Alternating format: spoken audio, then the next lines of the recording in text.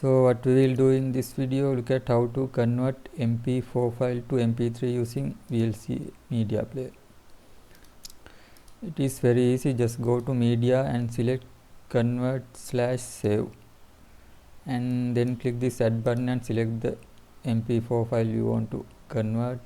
You can also drag and drop it to the interface, and here you can add multiple files to convert. And when you include multiple files, remember that you won't be able to select the destination location, and it will be saved to the same location as the original file.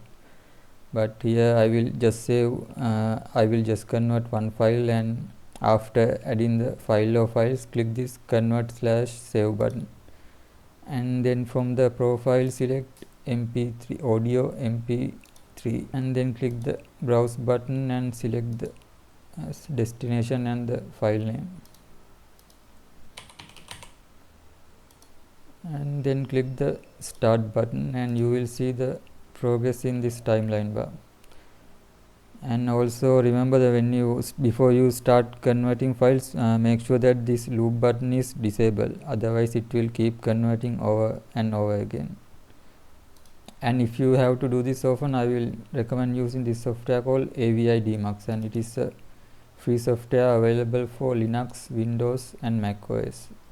And with this one, you can just again drag and drop the video to the interface, and then from the audio output select MP3, and then go to audio and click save audio.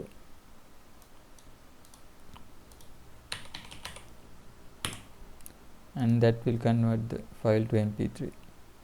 And with AVI Dmux, you can also select in and out point using this A and B markers. Then you can just save that part only, and you can also using A and B marker delete certain parts from the video. And we will look at more about this software AVI Dmux and how to create clips using this one in the next video, and you will find that link in the description.